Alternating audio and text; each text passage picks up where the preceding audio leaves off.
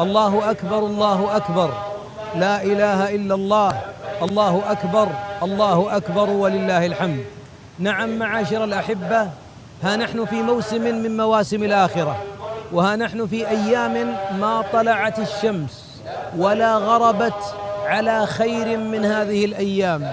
وإنك لتعجب أن عشر ذي الحجة لا يحتفي الناس أو كثيرا من الناس لا يحتفون بها، مع أنهم يحتفون برمضان ويفرحون برمضان، وحق لهم أن يفرحوا برمضان، لكن ما علموا أن هذه العشر هي خير من أيام الدنيا كلها، أي أنها على الصحيح خير من نهار رمضان، بل والصحيح خير من ليالي رمضان.